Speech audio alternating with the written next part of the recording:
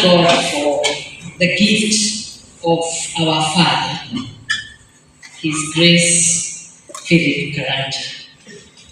People have spoken of the many years they have known him, 50, 60. But I think I'm the youngest kid in the block. I'm talking about 2, going to 3. And I believe that today, as I stand before you, I want to appreciate the bishops who are present today, fathers of faith, and the gatekeepers of our nation. There is one thing that you must always know. As long as you have fathers, you have a covering. As long as you have fathers, there is a direction that you are going to get. As long as you have fathers, you have counsel. And that's why I've chosen to walk with them.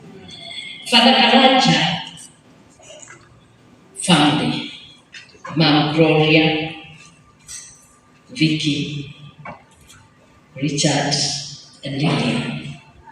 I know that he has rested and he has only slept. I know now he will be looking and he say, is that right? And then you look and say, okay.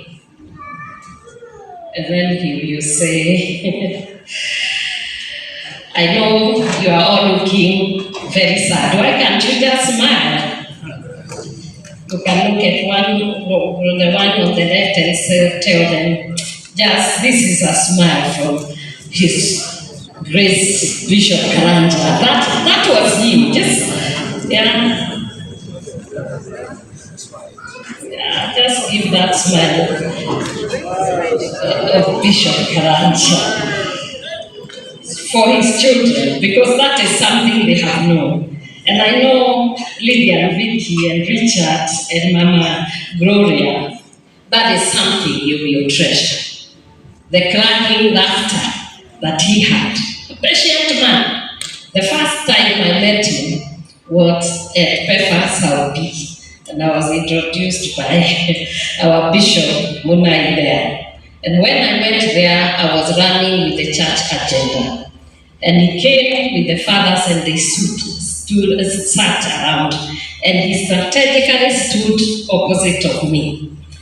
And he looked at me, he placed his eyeglasses in an intimidating way.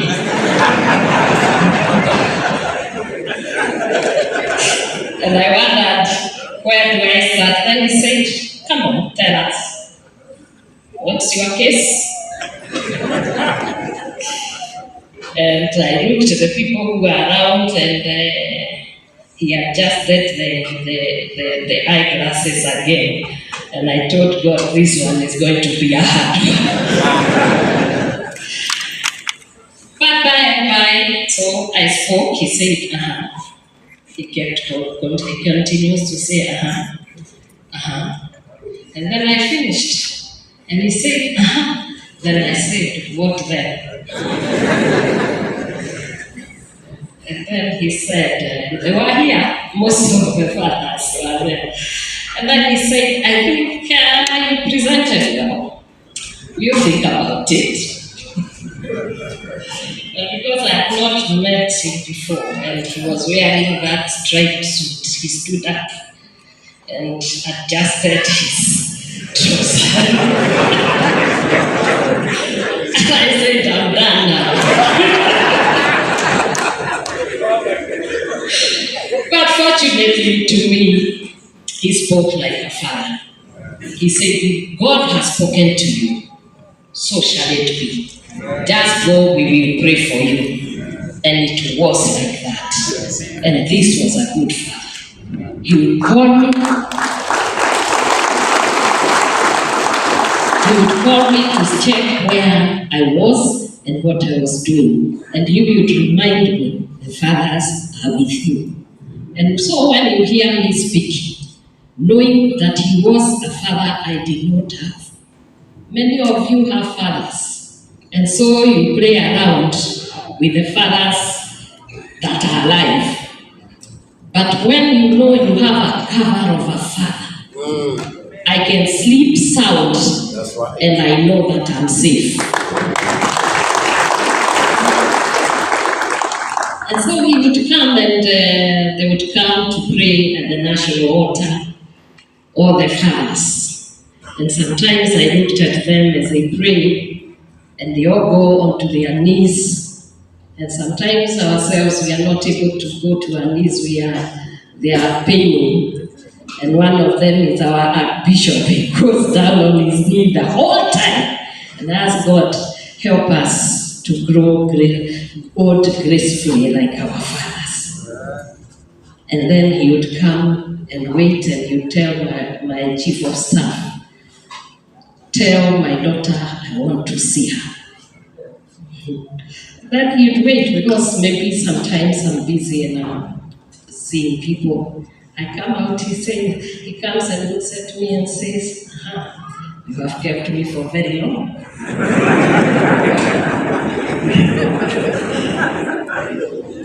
But I would explain why, and I would see him. And it was always fun to have him.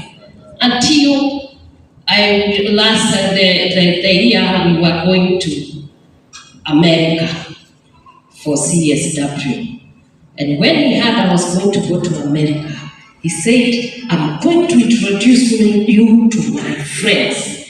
And I want my friends to be your friends in America. Because the vision you have, I think is a big vision. And you need friends and you need connection. And he left here a month before I left. And that is what a father is all about. He went there and it was cold winter. And by the time I arrived in Virginia, he was there, and he connected me with his friends, and that is how I was in CPN. It was the father, Karanjs. Fathers are doors you cannot afford to shut.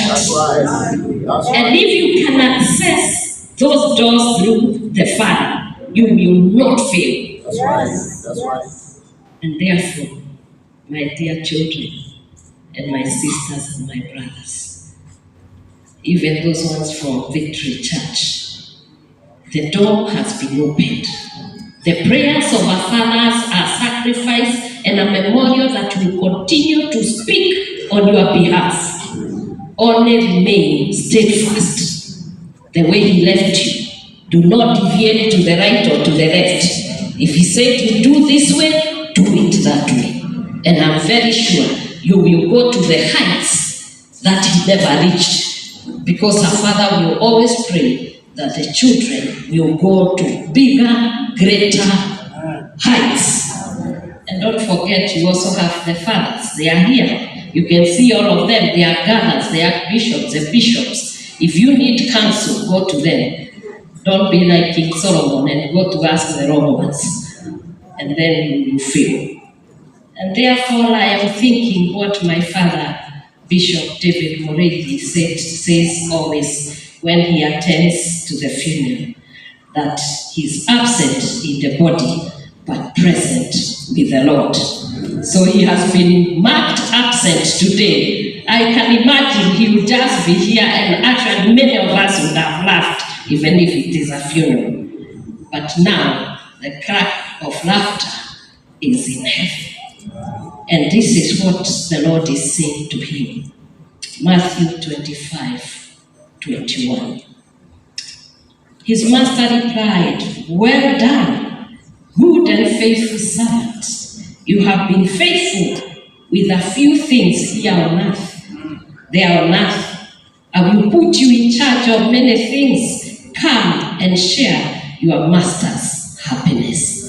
And so I know the gallant soldier, the great leader, he has been putting together the fathers, putting together the neighbors, putting together the church, and making sure that we are united, because he had a clarion call of a united church. And it is the same one that I am sounding now, that the Church of Kenya, the Church of Africa must stand and be able to go out and do the revival. It is time for revival.